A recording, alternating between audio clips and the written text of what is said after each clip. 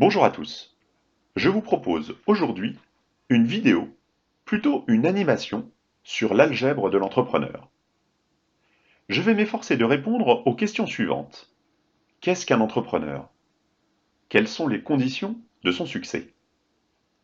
Et enfin, pour quelles raisons doit-il se lancer dans son projet? Au départ de tout projet, il y a vous. Oui, vous, l'entrepreneur. Et comme le décrit Carl Iglesias dans son ouvrage Writing for Emotional Impact, les deux puissants types de changements, dans l'histoire des personnages de romans, mais aussi dans nos vies, sont les découvertes, qui renforcent nos connaissances, et nos décisions, qui se traduisent en action.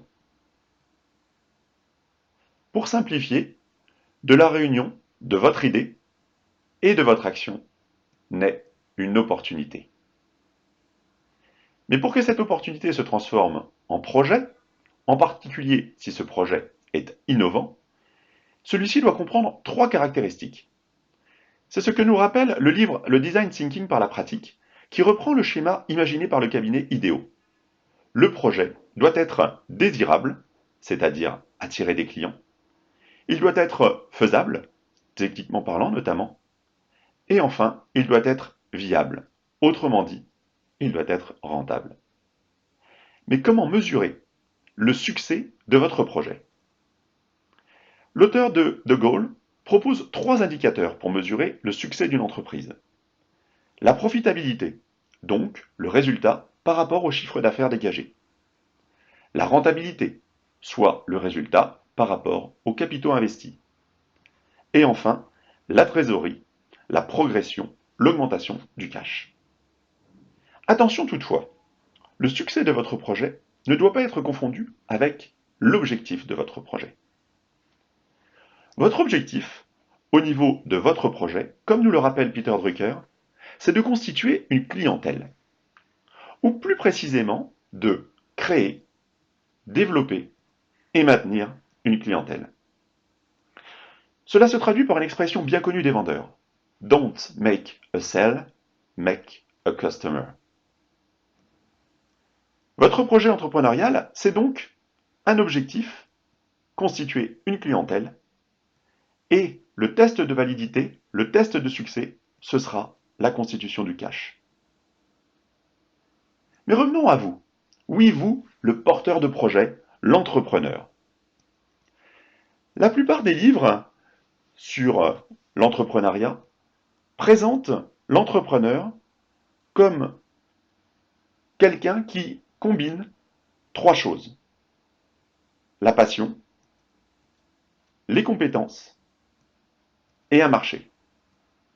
Donc, ce sweet spot est à l'intersection de ces trois caractéristiques. À cette vision un peu théorique, je préfère celle plus pragmatique de Scott Galloway, dans laquelle la passion est remplacée par ce qui vous emmerde le moins.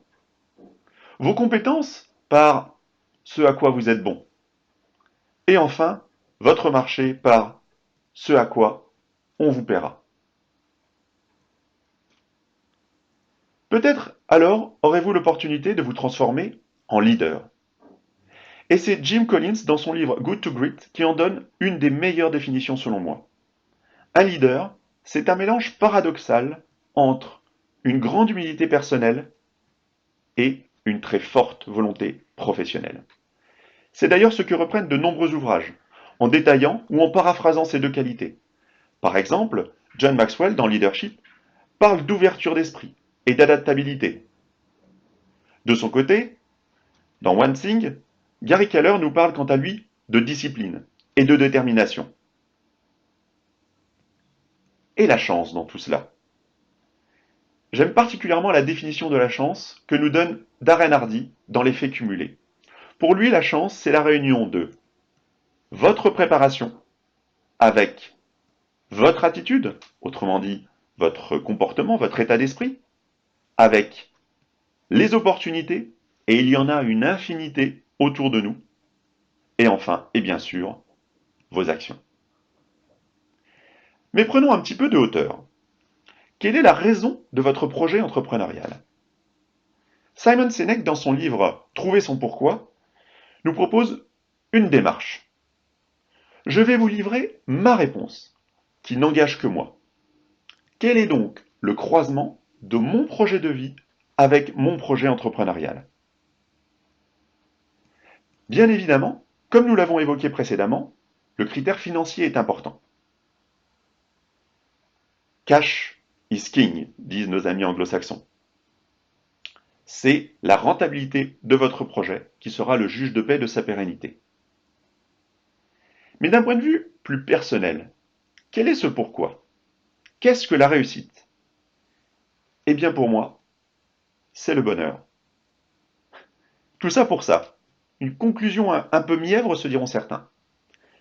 Mais réfléchissez, comme nous le propose Tony Hish dans son livre Delivering Happiness. Selon lui, le bonheur se mesure sur 4 critères que je me suis appropriés. La maîtrise de ma destinée. Et n'est-ce pas ce que recherche tout entrepreneur, en quête notamment de liberté? La conscience des progrès accomplis. Apprendre de nouvelles choses. Augmenter son statut social. Le nombre et la profondeur de mes relations.